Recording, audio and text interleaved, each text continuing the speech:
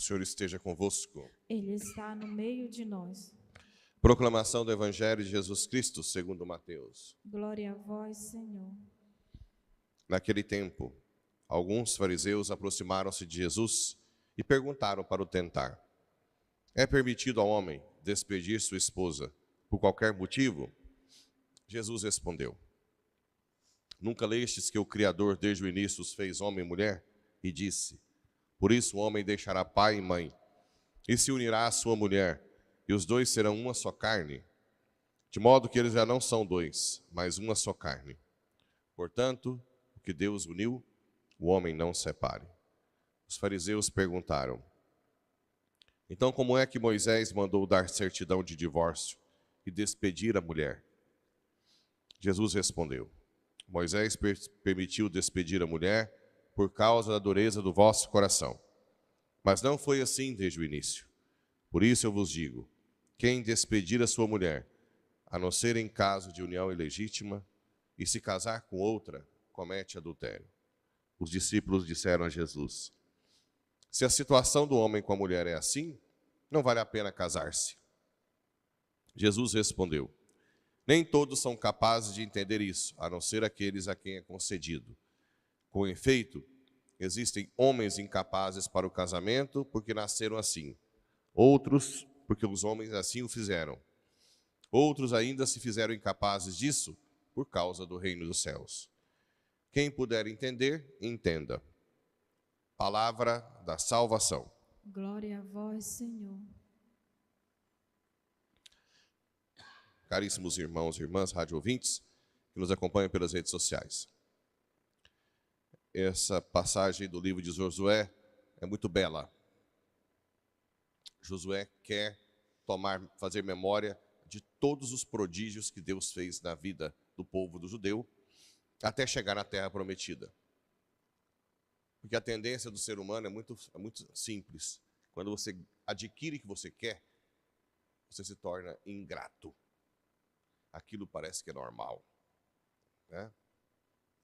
Às vezes você tem um objetivo na sua vida, muitas pessoas te ajudam. Quando você adquire o seu objetivo, você não está nem aí para quem te ajudou. Nenhum obrigado diz. Parece que todo mundo tinha que ter feito aquilo por você, né? Você é o seu Deus. Todo mundo tem a obrigação de te servir. E com Deus mais ainda. Porque Deus a gente não vê assim, cara a cara, com os sentidos. Então a tendência nossa é de que depois que a gente adquire, nós não agradecemos a Deus por tudo que Ele permitiu. Então por isso que os judeus fazem memória sempre de tudo isso aqui. Até hoje, nas sinagogas, eles contam a história da libertação do Egito, do Mar Vermelho que é aberto, de todos os prodígios que Deus fez por aquele povo. Que é o que seria importante hoje a família, os pais fazerem com os filhos. Deus mandou seu filho para encarnar, deu a vida por nós, salvou da escravidão do pecado. Porque hoje tem jovens, a maioria dos jovens nem sabe salvou de quê. O que é isso, velho? Que doidura é essa? Salvar. Eles nem entendem essa palavra, essa fala. O querigma hoje, para o jovem, não quer dizer nada. O Filho de Deus que deu a vida para nos salvar. Deu vida? Por que deu vida? Salvar de quê? Por quê? Porque não tem essa formação no âmbito familiar. Se perdeu, né? Só se fala, tem que trabalhar, tem que ganhar seu dinheiro, tem que ser independente. Só imanente. Só se fala desse mundo, né?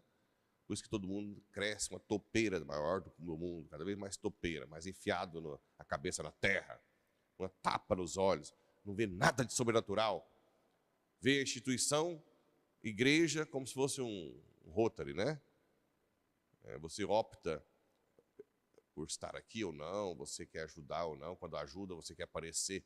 Você está ajudando a pobrezinha da igreja e não vê que aquilo ali é essencial para a sua salvação. Você depende dela para a sua salvação. E tudo que você tem, mesmo que você seja ingrato, depende dela na batalha espiritual. Se Deus tirasse a mão de todo mundo, o capeta faria pó de todo mundo, né? Pó. Em poucos segundos, o demônio destruiria a sua vida para sempre. Então, estar aqui é um privilégio, ajudar a igreja é o mínimo, pela gratidão que Deus nos dá tudo, desde a vida, família, trabalho, capacidade de trabalho, tudo. Se ele quiser que seu cérebrozinho comece a não funcionar direito, começa a ter uma doença e te incapacite, é daqui para ali. Se ele quiser qualquer coisinha, assim, eu tenho que ficar falando isso porque eu vejo que o povo brinca, acha que igreja, Deus é uma opçãozinha, né? Meu Deus. Apesar de ver milhares e milhares de casos de pessoas que eram cheias de si, poderosas, que viraram caco, né? A família tem que cuidar e virou um caco. Família destruída inteira, porque nunca foram de rezar. Todo mundo vê casos e casos e casos. Pouquíssimos acordam, né? Pouquíssimos. Então é importante a memória, o que Deus fez na sua vida já de prodígios, tanto que Ele já interveio em tantas vezes. Por mais que você tenha tido sofrimento e provações, porque é inevitável, né? Mas veja, mesmo assim, com sofrimentos e provações, como Deus interveio fortemente na sua vida e você não foi grato como deveria ter sido, né? Até hoje agradecer. O simples fato de você estar aqui hoje, num feriado, 7 horas da manhã, na missa, você tem que agradecer muito a Deus por isso. Porque só uma pessoa bem iluminada poderia ter a capacidade de entender quanto é importante isso aqui, esse sacrifício, essa entrega diária à Santa Missa. E o Evangelho? Eu já disse que no Antigo Testamento houve uma revelação progressiva da moral. Desde quando o pecado entrou, a sociedade se corrompeu tanto que se perdeu a noção da dignidade humana e principalmente do sexo, da família. E aí entrou até a poligamia, mais de uma mulher. Tanto é que até os meninos dos olhos de Deus do Antigo Testamento, de Deus, eram poligâmicos. Abraão, Davi, né? Os dois baluartes aí, tinham mais de uma mulher. Por que Deus não corrigiu ali? Porque Deus estava formando outras coisas essenciais. O monoteísmo, passou da monolatria ao monoteísmo. Estava ensinando que só tem um Deus, que não existe um Deus fora dele. Ensinando outras partes morais, até chegar na dignidade, quem somos nós. A nossa vida está escondida com Cristo.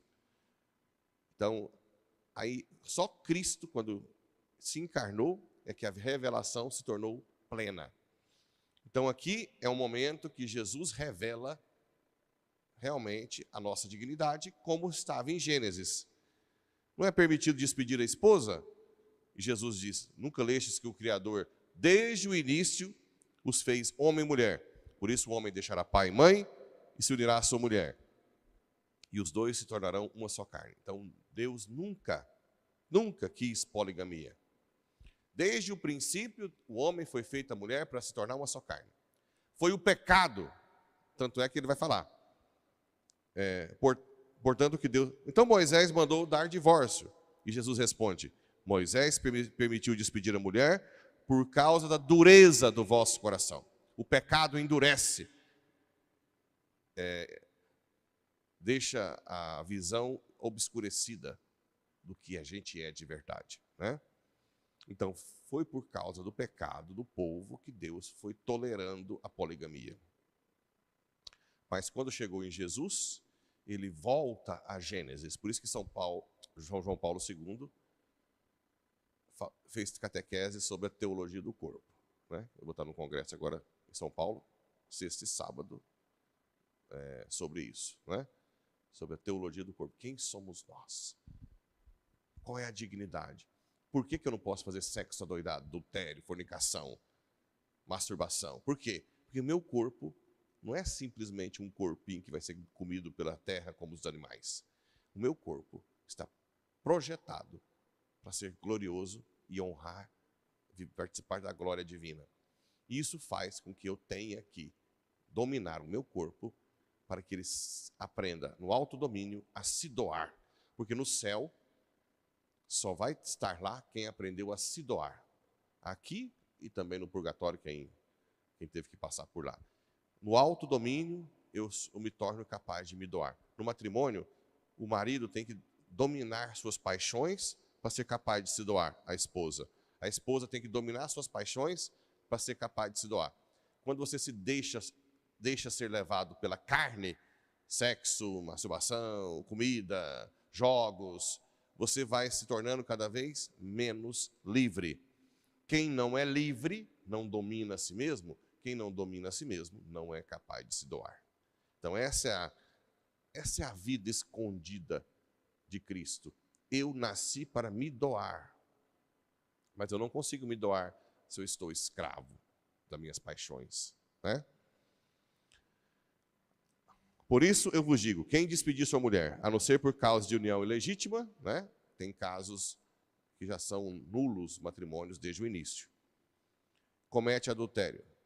Se a situação do homem com a mulher é assim, não vale a pena casar. Então, veja, um matrimônio rato e consumado. O que é um matrimônio rato e consumado? É um matrimônio que não tem nada que possa ferir o consentimento.